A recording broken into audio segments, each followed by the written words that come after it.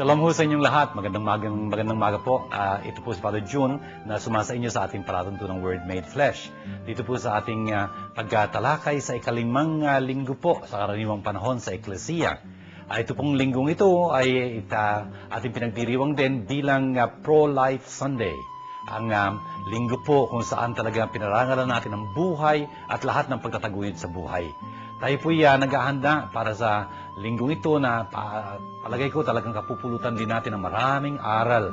Kung kaya po ihanda natin ang ating mga sarili, yung pong inyong mga panulat at susulatan, lahat po yung mga kapitbahay nyo at mga kasambahay ninyo na sana'y naimbitahan nyo na sa harapan ng television, sa paligid ng Biblia, upang sama-sama tayong talagang mag-aral ng salita ng Diyos. Sana po'y talagang umuunlad tayo sa ating kaalaman sa salita ng Diyos at sa paraan, napapalapit tayo sa Kanya. Ignorance of Scriptures is ignorance of Christ. At ang buhay Diyos po, eternal life, ang sabi nga ni Jesus, sa John chapter 17 verse 3, ito ang buhay Diyos. Ang kilalanin ka, Ama, bilang isa tunay na Diyos at ang iyong sinugo, si Yesu Cristo. Ito po yung ating sinisikap gawin dito sa ating palatuntunan ito. Sinisikap po natin maunawaan na mas lalo ang banal na kasulatan at sa ganung paraan makilala natin si Kristo. At kung nakikilala natin si Kristo, ipapakilala niya tayo, papakilala niya sa atin ang kanyang Ama. At yun po ang buhay Diyos. Can you imagine?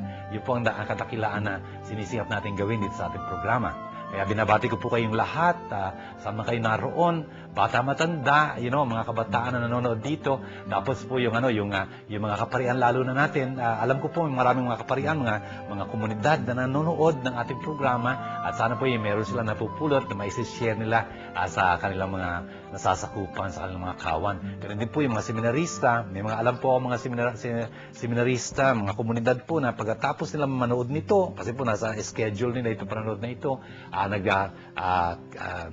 nagbabahabahagi sila yung year level na ganyan, tapos nag-share sila ng kanilang natutunan na may babahagi naman nila pagkatapos sa kanilang mga apostolate. Pinupuri ho natin ng Panginoon na napapalaganap natin ang salita ng Diyos ng ganito.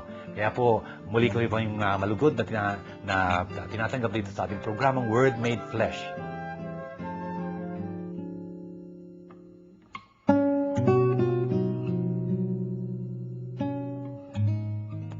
Ang buhay ng tao'y sagana sa hirap, batbat ng tiisin at lungkot na dinaranas.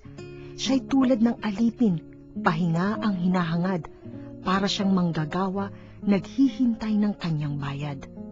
Maraming buwan na ang lumipas, walang layo ng buhay ko, at tuwing sasapit ang gabi, ay namimighati ako.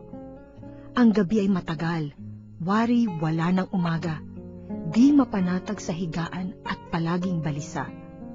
Mga araw ng buhay ko'y mabilis na nalalagas. Pag-asa ko'y lumalabo at matuling tumatakas. O Diyos, iyong alalahaning ang buhay ko'y parang hangin. Ang ligaya ng buhay ko'y napalitan na ng lagim. Ating pong tinunghayan ang aklat ni Job sa Lumang Tipan. Brothers and sisters, alam nyo, ang Biblia ho ay naglalaman ng napakaraming mga aklat. Kung tutusin ho, 73 of them, 73 books, long and short, very, very well written, not so well written, pero salita ho ng Diyos ito. The point is, sa loob ho nitong aklatang ito, can you imagine, there are 73 books, and so it's really a library of books kung tutusin itong Biblia ito. Ang isa hong talaga namang masterpiece dito is ito hong aklat ni Job. Ito ho'y isang aklat in pure poetry, in pure poetry. Tapos tinatalakay ho ang isang paksain na talaga namang very, very actual. Ano yon? Pagdurusa ng isang taong matuwid.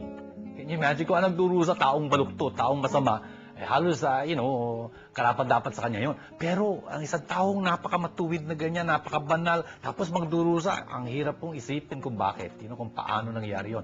Pero ito ho yung istorya ni Job. Kung kaya nga, it's a very powerful piece of literature. It's a masterpiece of world literature po, itong aklat na ito ni Job. Kung kaya, it's a pleasure to read it. Dito po sa parting ito, chapter 7, the first 7 verses of this book, sinasabi niya po dito, ang buhay ng tao'y sagana sa hirap, batbat ng tiisin at lungkot na dinaranas. It's really true, no? Ang dami hong mga kapatid natin na gano'n ang sitwasyon. Tayo man siguro, dumadaan tayo dun sa mga paghihirap na ganyan, sa mga tiisin, etc.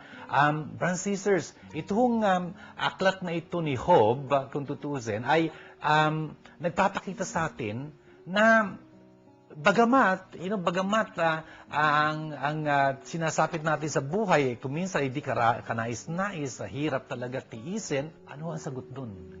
Isang katanungan ho yun. Bakit gano'n ang takbo ng buhay? Lalo ko sa isang taong matuwid nga, sabi ko sa inyo. Ito ho'y nagsasalungguhit lang sa atin ng isang napaka-importanting katotohanan. Life is not a problem to be solved. It's a mystery to be lived. Totoo ho yun. Sa buhay natin ito, talagang hindi mo maaabot maisip kung bakit nangyayari mga bagay-bagay na yun. Tulad ho ni Jesus, wala naman siyang kasalanan, namatay sa krus. Pero salamat ho dun sa pagdurusang niya yun, na tayo'y naligtas niya. Brothers and sisters, ganun ho yung takbo ng buhay. Dito ho sa pagbasang ito mula kay Job, kitang-kita natin, nagdurusa itong taong ito. Na wala siyang kamalay-malay sa anumang kasalanan kanyang ginawa. Yun ang hirap nun, hindi niya alam kung may kasalanan siya. Alam niya wala siyang ginawang kasalanan. Pero ganun pa man, nagdurusa siya. Pero ang maganda ho nito, talagang mapapanatili ni Job yung kanyang pag-asa kay Yahweh. Nasa dulot-dulo, pagpapalain din siya uli. Brothers and sisters, yun ho ang katotohanan sa ating mga buhay. Pagka dumadaan ho tayo sa mga pagsubok, tandaan ho natin, yung sinasabi sa atin ni San Pablo, 1 Corinthians chapter 10 verse 13, tapat ang Diyos. Hindi niya tayo pahintulutang subukin ang higit sa ating mga kayanan. Sa kabila ng ating mga pagsubok, bibigyan tayo ng paraan upang mapanaigan ito. It's so beautiful. God is faithful. He'll not allow us to be tested beyond our power to endure. But even in the testing, He'll give us a way out. Yun ho talagang nakikita natin sa buhay natin. Ang isang tatay ho, hindi pagkakargahin yung kanyang anak na 5 taong gulang ng isang kabang bigas. Hindi ba? Hindi niya gagawin yun. Bakit? Mahal niya ang anak niya. Alam niya kung ano kaya ng anak niya. Ang Diyos ho din ganun. Alam niya ho tayo kung sino tayo. Kung kaya nga, when we are going through pain and troubles and testings, please remember, brothers and sisters, may kahulugan yun para sa atin. Sa ating buhay laging ganoon. Bago ka umasenso, may pagsubok muna. Hindi ba? Bago ka pumasok sa isang grade, papunta sa next grade, you got to pass the test, Bago ka mag-qualify sa isang position, dapat merong test. It's always like that, Kung kaya nga, ang maganda ho nito, yung test sa ating mabuhay na pinahintulutan ng Diyos na dumapo sa atin, ay kalkulado. Kaya natin yun sa tulong ng Diyos. And you know very well, brothers and sisters, na sinubok tayo, dumaan tayo sa isang matinding pagsubok na yan, pagka nakaraos tayo doon, we are better people, we are better persons, We become people who can understand others, we are people who are willing to help others because we've been that way already, that road already. And so, it makes us very, very, very beautiful. Brothers and sisters, sa buhay natin ito, hindi ba, nakikita nyo pagka naghahasa ng kutsilyo, ng gunting, or something like that, ang daming sparks, Ang daming sparks. Yun nga ho sa buhay ho natin ito, yung mga pagsubok na yun, ay naku, talagang ang hirap ho, ang daming sparks, Pero tumatalas tayo. Nakita niyo yung saranggola? Yung saranggola ho, lumilipad kung salungat sa hangin, salungat sa hangin. Hindi ho aakyat yun kung hindi salungat sa hangin. Ganon din ho ang buhay natin. Pagka hindi tayo dumaan sa mga contrarieties na gano'n, mga pagsubok, hindi ho tayo asenso. Lagi tayong nandun sa baba. We never understand what life is all about. Pero pagka dumaan tayo sa mga pagsubok na ito, tulad ni Job ho, gagantimpalaan tayo ng Panginoon. Total, ang Diyos si Jesus, na ating Panginoon, ang sabi niya follow me. Follow me. Nangunguna ho sa lahat sa atin. Pinangungunahan niya tayo sa mga oras ng pagsubok. Tinaanan niya na ho ito. Pinasan niya yung krus niya yun. Namatay siya doon at muling binuhay. Ganon din ho mangyayari sa atin kapag sumunod tayo sa Kanya. Luluwalatin din po tayo ng Panginoon.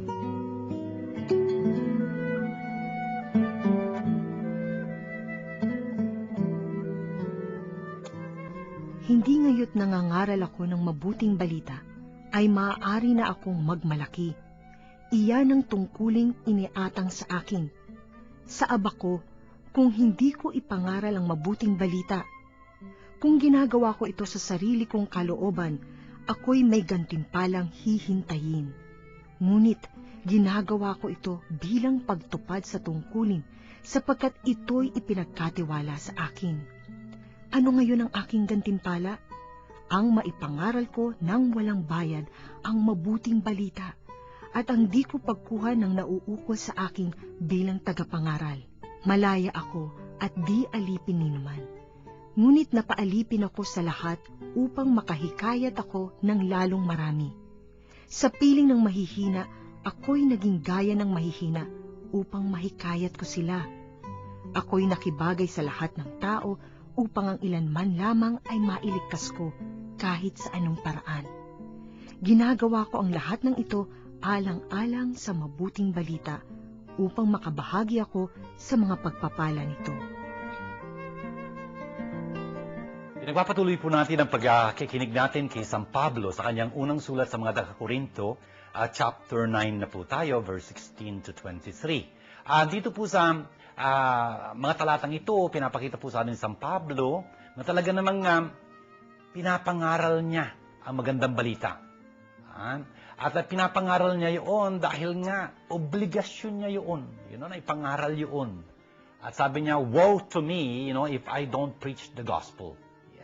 Sawimpalad ako kung hindi ko talagang pinangangaral, ang magandang balita. Franciscus, tingnan niyo itong San Pablong ito. Anong pinanggalingan nito? Isa ho siyang Hudyo, matapat na Hudyo, na talagang inuusig pa man din ang eklesiya, yung mga sumasampalataya kay Kristo, talagang inuusig niya. Pinapatay niya pa nga, he was bringing them to the Sanhedrin and they were getting condemned and whatnot. And one day, God in His mercy converted him, and he became a very, very zealous apostle. Na talaga namang wala siyang inindang hirap para mapangaral lang ang magandang balita. Ang dami niya mga dagating tanawid, mga bundok ni inakyat, at talagang mga pagpapakasakit na sinapit upang talagang maibahagi niya magandang balita sa lahat ho. Yung mga Hudyo, yung mga hindi Hudyo, talaga namang ibinahagi niya ang magandang balita sa kanila. Francisers, napakahalaga hong nang tinuturo sa atin ito. Na tayo talaga, pahalagahan ho natin ang magandang balitang ito. Huwag nating baliwalain. At talagang sa abot ng ating makakaya, talagang i-share natin ang magandang balitang ito sa iba. Brothers and sisters, siguro tatanungin nyo, Father, hindi naman kami magmamadre, hindi naman magkapapar, hindi naman kami magkakatikista. Paano natin magagawa ito? Sa pamagitan ng pagsasabuhay natin ng salita ng Diyos. Bawat isa ho sa atin, hindi mo kailangan maging pare, madre, religyoso, katikiso, na para isabuhay ang salita ng Diyos. Obligasyon ho natin yun at karangalan natin. Isabuhay ang buhay ng Diyos, ang kanyang mga sinasabi, ang kanyang tinuturo. Kung kaya, mga magulang, for example, ay nako, sa pamagitan ho ng inyong pagiging mabuti sa inyong mga anak, napapakita niyo ho ang pagmamahal ng Diyos sa kanila. Tayo ho sa ating mga kapwa, sa pamamagitan ng ating pagpapatawaran, ng ating pagtutulungan, ng pagiging maganda natin, makihalubilo sa mga tao, napapakita ho natin doon ang magandang balita. Kung kaya nga, sa iba't ibang pamaraan, tayo hong lahat talaga ay dapat maging tagapagbahagi ng magandang balita. At kung may hirap ho tayong dinaranas dahil sa pagiging tapat natin kay Jesus, sa pagsasabuhay ng kanyang salita, wag ho tayong magtaka. Isa hong karangalan yun. Para ho bang isang sundalo na pwede niyang pagmalaki yung mga peklat niya, yung mga tanda ng kanyang sinapit bilang pagtatanggol ng kanyang bayan. Ay nako, pinagmamalaki ho yun. Yung iba siguro dahil, nasugatan for one reason or another, hindi naman dahil sa karangalan, hindi naman dahil sa kabayanihan. Nako, aalisin nila yung bakas na yun kasi napapahiya lang sila. Hindi ho isang sundalong matapat. Tayo rin ho, pag kami magdurusa tayong dinaranas dahil tayo naging tapat kay Kristo, pinagmamalaki ho natin yun. Naging tapat ho tayo sa ating Panginoon. Kung kaya nga, tingnan nyo, itong si San Pablong ito sa kanyang sulat dito na binabasa natin, 1 Corinthians chapter 9, talagang pinagmamalaki niya yung ginagawa niyang pagmamalasakit para sa pagpapalaganap ng salita ng Diyos. Napakaganda ho noon. Para kay Father June din ho, isang karangalan na kapag lilingkod ako sa Panginoon, sa Eklesiya, sa pamamagitan nitong pagtutulong ito na ginagawa natin dito sa Word Made Flesh. Sana ho kayo rin natutulungan sa ginagawang ito. At pagka sa palagay nyo, natutulungan kayo ng nakikita nyo at naririnig nyo dito sa ating palatuntunan ito, why don't you write us down? Write us a note. Meron hong text na number na lalabas dyan ngayon sa inyong mga screen. Sana po, anyone and everyone, write us a note telling us what you like, what you don't like, what your suggestion is. I mean, how it is helping you. It will be very good. I mean, I think my companions, in the foundation and our crew here will be very happy to know that, we are reaching you and that you are benefiting from this work. All for God's glory ho. Sinasabi ko lang ho ito sa inyo kasi palagay ko importante rin yun na may feedback tayo dito sa ating ginagawang ito. Alam ko ho, ang dami-dami nanonood nito, pero I wish they will take time, to write us a note to tell us how it is helping them, if any. And so, yun ho yung ginawa ni San Pablo talaga na karangalan niya na magpangaral ng salita ng Diyos, magdusa kung kinakailangan na, para lang maipahatid sa lahat, sa lahat ho. Ang magandang balita na si Jesus ay ating Panginoon at tagapagligtas, nagmamahal sa atin, handang magpatawad, handang tumanggap sa atin.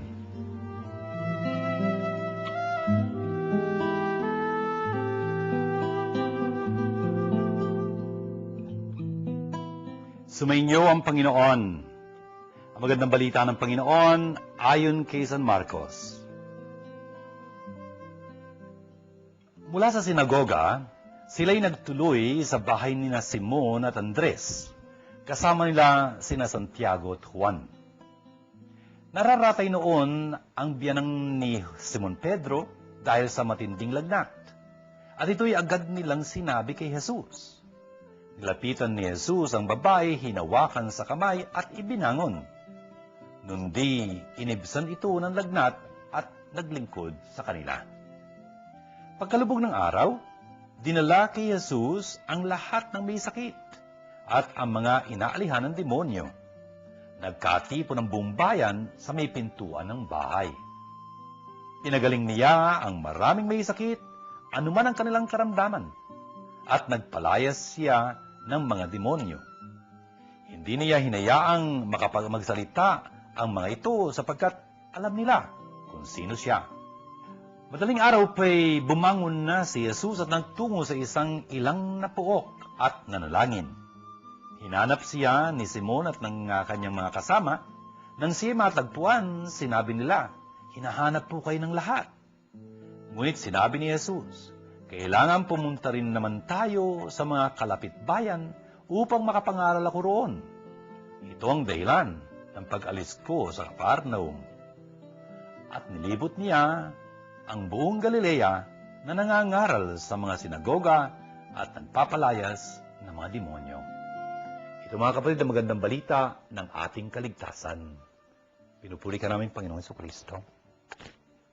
Friends and sisters, tingnan niyo po, ito pong ating pagbasang narinig na ito mula kay San Marcos, chapter 1, verse 29 to 39, ay nagpapakita sa atin ng isang buong araw sa buhay ni Jesus. Isang typical day in the life of Jesus, in His ministry, for the people. Anong nangyari dito? Ang sabi mula sa sinagoga, nagtuloy sila sa bahay ni Simon at ni Andres. Brothers and sisters, pagka nagpunta ho kayo sa Capernaum, makikita nyo, yung sinagoga ho, tsaka yung bahay ni Simon, ang distansya ho, siguro mga 50 metro. Malayo na ho yun. 50 metro. Ang lapit-lapit lang ho. Kaya nga pag nung lumabas sila, iniwan nila ang sinagoga, nagatuloy sila sa bahay ni Simon at ni Andres. Kasama nila si Santiago at si Juan. Ito ho yung apat na mga alagad ni Jesus na tinawag niya. Kung matatandaan nyo, 2 weeks ago. Ito ho yung dalawang pares na magkakapatid na tinawag ni Jesus upang sumunod sa kanya. Friends and sisters, dun ho sa bahay na yun, kung tutusin, bahay ho yun ng biyanang babae ni Simon, kung tutusin. Yun ang kanyang biyanang babae, may sakit.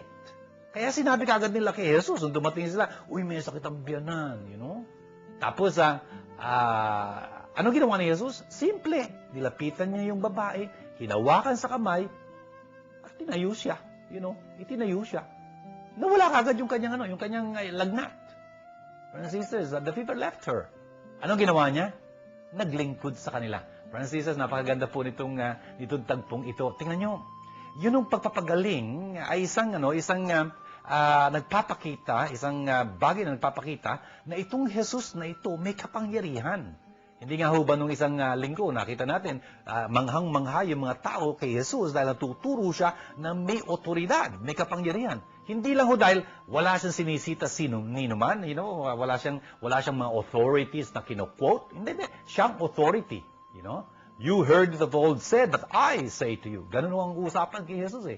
Hindi lang ho yun. Talagang yung sinasabi niya may epekto. Kinaboy niya yung mga diablo, alis sila, Dito rin ho, makikita natin, pagagalingin niya kagad yung babae niya, wala mo lang siya sinabi.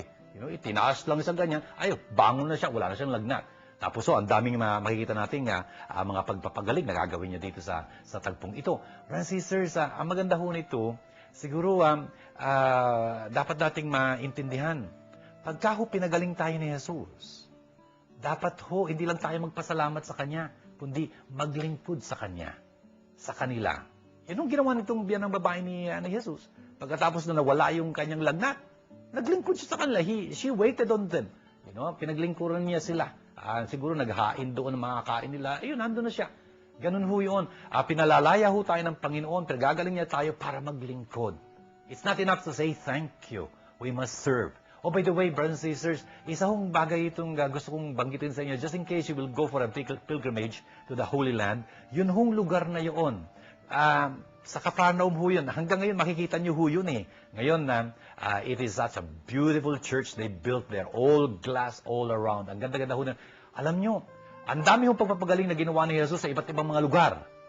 Kung may isang lugar ho kung saan nagpagaling si Jesus, na alam natin, yun ho yun. Yung lugar na yun. Kung kaya ho, doon sa lugar na yun, hindi ako nagtataka na may marami ho mga pagpapagaling na nangyayari doon. I know many things that have happened there. Kung kaya yung mga kaparian na nakikinig ngayon, yung mga tour operators, yung mga namumuno ng mga pilgrimages, please don't fail to pray over people who are sick, especially in that place. It's a place blessed by the presence of the Lord, a place where He healed, and up to now, that power is still there. I know this for a fact. For a fact, I know this. Anyway, brothers and sisters, pagkatapos noon, makikita natin, nung magtatakip silim na, ibig sabihin, panabagong araw na ito. Kasi sabat yun Sabat yung araw na yun, di ba? Nung dumating si Jesus doon. Pagkatapos ng sabat, nung magtatakip silim nga, panibagong araw na ho yun.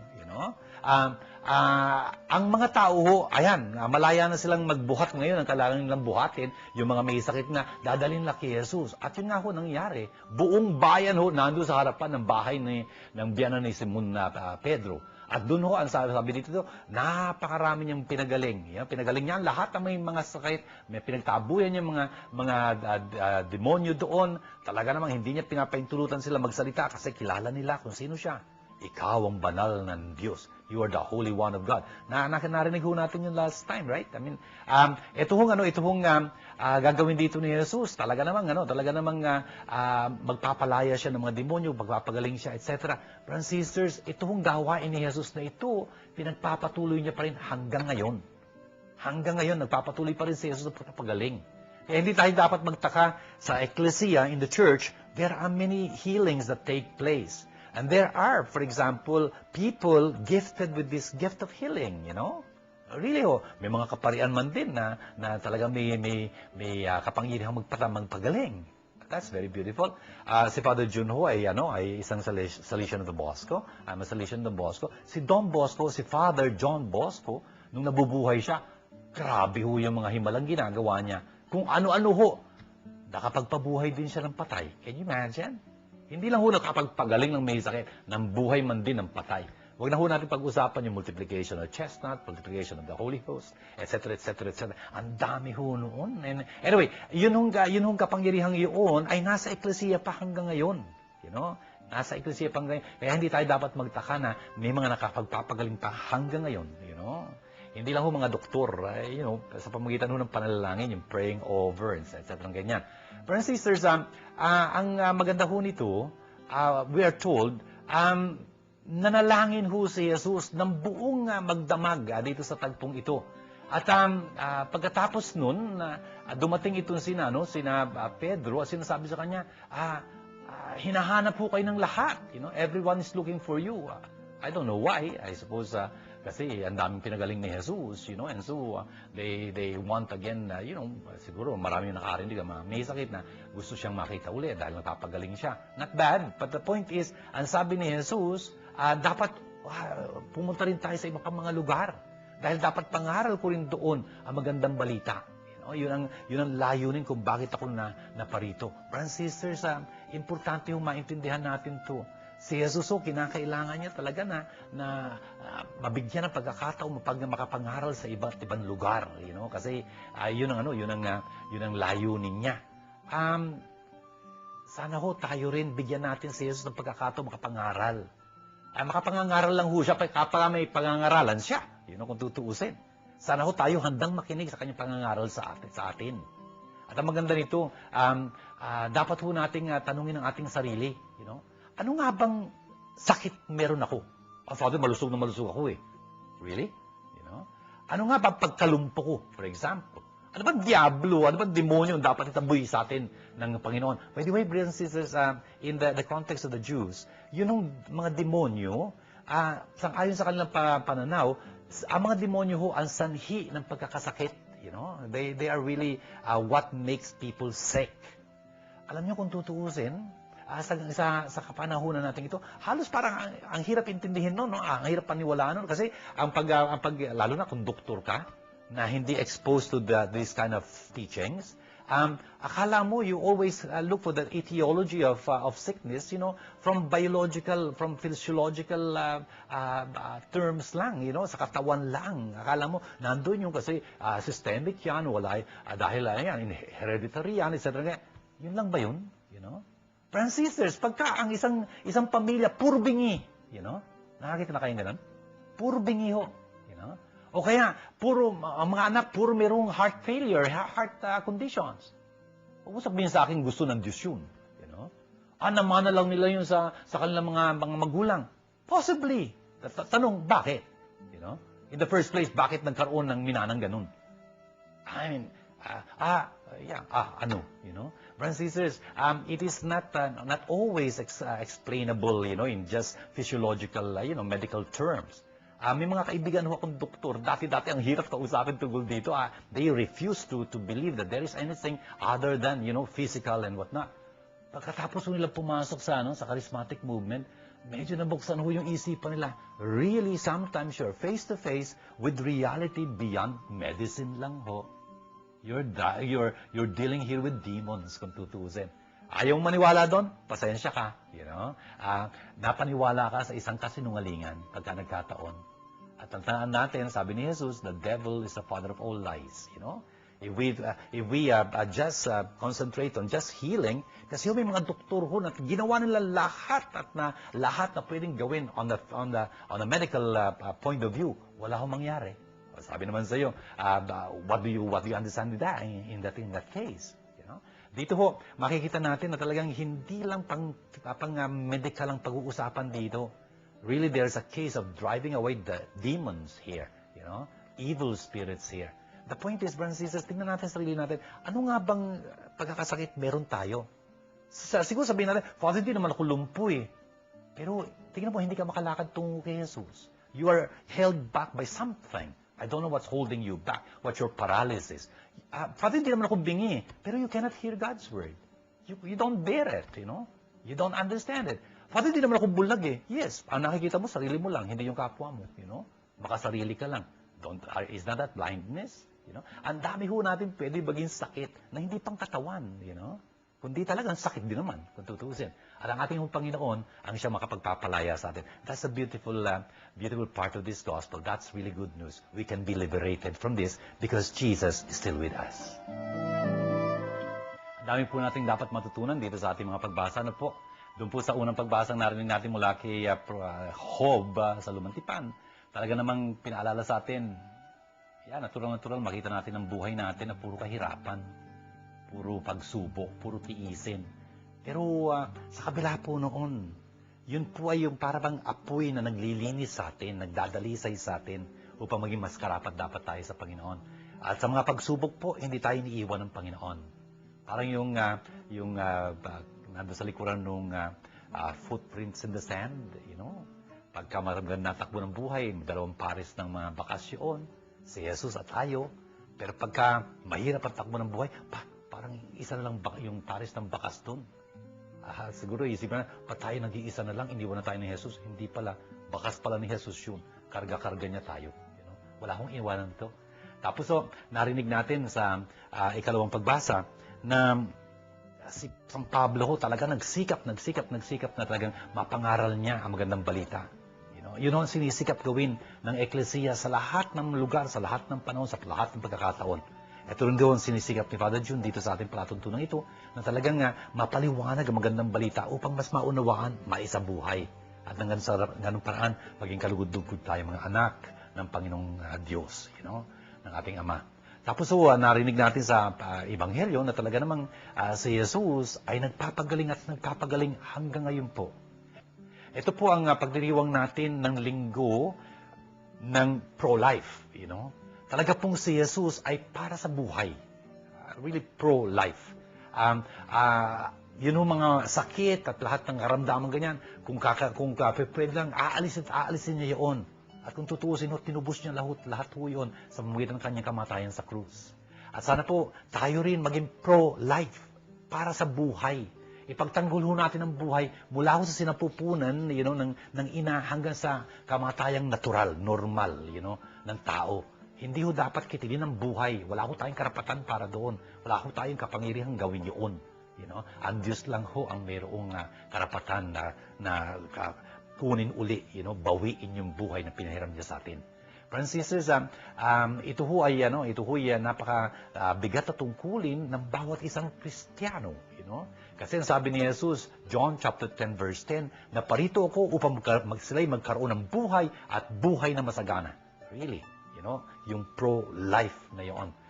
We should really foster a culture of life, not death, Yun nga ho Ito ho ang isang napaka-matinding tema na tinataguyod ng Eklesiya at pinaglalaban dito rin ho sa Pilipinas, dapat kasangkot ho tayo dito sa movement na ng pagtataguyod ng buhay, pagpaparangal sa buhay, saan man ito naroon, saan man ito matatagpuan. Francis, gawin po natin panalangin ang lahat ng ating narinig na ito sa ngalan ng Ama, at ng Anak, at ng Espiritu Santo. Amen. Aba, mapagmahal naming Diyos at Ama, salamat pong marami sa mga pagpapalang pinauulan niyo sa amin sa pamamagitan ng palatuntunan ito ng ating programang Word Made Flesh. Sana po ang aming natututunan dito ay talagang dumagdag sa aming paglago sa pagmamahal namin sa inyo at pagmamahal namin sa Eklesiya, pagmamahal namin sa inyong banal salita, pagmamahal namin sa aming kapwa. Tinataas po namin sa inyo ang lahat ng mga humihiling ng aming panalangin, lahat ng mga nagsipanood ng palatuntunan ito. Ano man ang kanilang katatayuan ngayon, pagpalain niyo silang abot-abot. Lalo na ho yung mga mabibigat na mga pagsubok at kahirapan na dinaranas sa mga sandaling ito. Yun ho nga talaga naghahanap ng solusyon sa kanilang mga problema. Yung nalulumbay na may migati, nangungulila. At sana po ipagpalain niyo ang lahat ng tumutulong sa amin sa pagtataguyod ng aming programang Word Made Flesh para sa inyong karangalan. Lahat pong ito'y aming hinihiling, kasama ng aming ng birin, alang-alang kay Kristong, aming Panginoon. Amen. Sumainyo ang Panginoon. At pagpalain ko po kayo masaganang makapangyarihang Diyos, Ama, at Anak, at Espiritu Santo. Amen. Dito po nagtatapos ang ating programa minsan pa, Word Made Flesh. Sana po naging pagpapala ito para sa bawat isa inyo. Shalom po sa inyong lahat.